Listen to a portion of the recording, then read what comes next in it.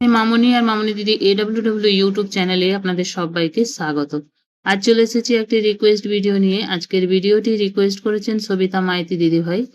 তিনি লিখেছেন যে দিদি প্রেগনেন্ট মাদার আভা আইডি করলে কেয়ার প্রোফাইল নট লিঙ্কড আভা দেখাচ্ছে, লিঙ্ক ওপেন হচ্ছে না কেন বলবেন প্লিজ। তো দেখুন দিদিরা, আমি একটি প্রেগনেন্ট মায়ের আভা আইডি ক্রিয়েট করার পর এখানে care profile is not link with আভা দেখাচ্ছে। এটা আমরা কি করে লিঙ্ক করব চলুন দেখিয়ে দেবো আজকের এই ভিডিওতে। দেখুন এখানে আমি আমার পোর্শন ওপেন করে নিয়েছি। সবার প্রথমে যে মা অষ্টমী বাউরি, এই মায়ের আমি আভা লিঙ্ক করেছি কাল, কিন্তু লিঙ্ক করার পর সেটি কেয়ার প্রোফাইলের সাথে লিঙ্ক হয়নি। সেটি কি করে ঠিক করব চলুন আপনাদেরকে দেখিয়ে দিই স্টেপ বাই স্টেপ। দেখুন এখানে মায়ের নামটির পাশে এখানে দেখুন care profile is not linked with আভা, এবং নিচের দিকে যে লিঙ্ক নাও লেখাটি আছে সেটি কিন্তু হাইড হয়ে আছে। এখান থেকে কোনো কাজ এখন হচ্ছে না। তাহলে এই লিঙ্ক নাও কি করে করব চলুন দেখিয়ে দিই। সবার প্রথমে মায়ের নামের পাশে আমরা যে 3 ডট আছে সেই 3 ডটটাতে আমরা ক্লিক করব। 3 ডটে ক্লিক করলে এখান থেকে দেখুন add growth and nutrition details, এই অপশনটিতে আমাদেরকে ক্লিক করে নিতে হবে। Add growth and nutritional details, এখানে ক্লিক করলে হেলথ ট্র্যাকিং, মায়ের হেলথ ট্র্যাকিং আমাকে ফিল আপ করতে হবে। মায়ের হাইট, ওয়েট এবং হিমোগ্লোবিনের পরিমাণ এখানে আমাকে দিয়ে দিতে হবে।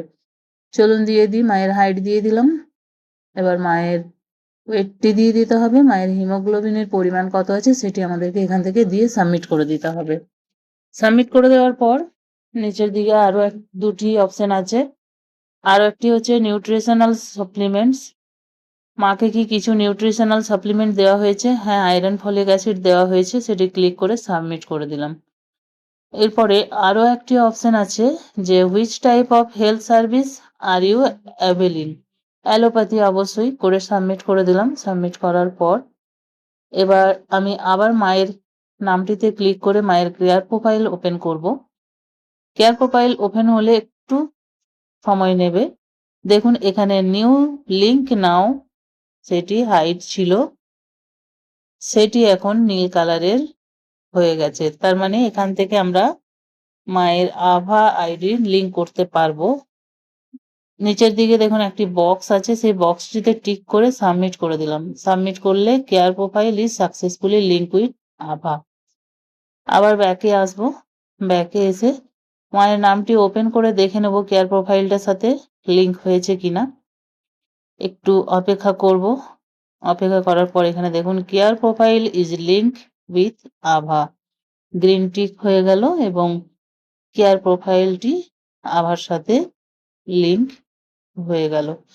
তাহলে এইভাবে আপনাদেরও যদি কেয়ার প্রোফাইলের সাথে আধারটা লিঙ্ক না হয়ে থাকে মায়েদের, তাহলে করে নিন। এবার চলুন একটি নতুন মায়ের, প্রেগনেন্ট মা বা গর্ভবতী মায়ের কিভাবে আপনারা আভা ক্রিয়েট করবেন সেটি দেখিয়ে দিই। আভা ক্রিয়েট করার আগে সবার প্রথম আমরা অ্যাড নিউট্রিশনাল ডিটেলস ক্লিক করে হেলথ ট্র্যাকিংগুলি দিয়ে দেব।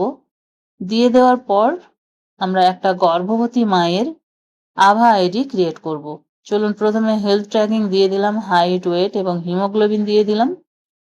সাবমিট অপশনে ক্লিক করব।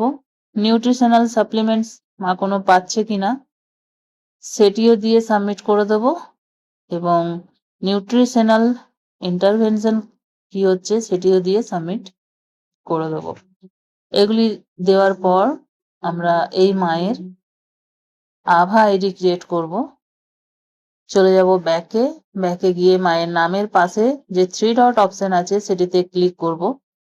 3 ডটে ক্লিক করলে এখান থেকে দেখুন ক্রিয়েট অ্যান্ড রিট্রিভ আভা, এই অপশনটিতে আমরা ক্লিক করে নেব। আভার full form Ayushman Bharat health account.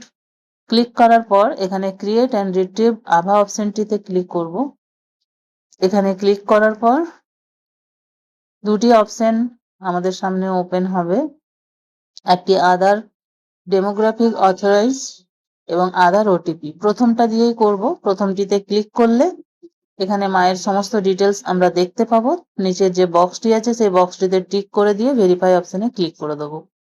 Verify অপশনে ক্লিক করলে আভা is successfully link with profile, done করে দিলাম। ডান করে দেওয়ার পর মায়ের নামটি আবার ওপেন করব। মায়ের নাম এখান থেকে ওপেন হলে আমরা দেখে নেব যে মায়ের কেয়ার প্রোফাইলে আভাটি লিঙ্ক হয়েছে কিনা। এখান থেকে দেখুন লিঙ্ক নাও অপশনটি অ্যাভেলেবেল হয়েছে, সেটিতে ক্লিক করব। ক্লিক করার পর এখানে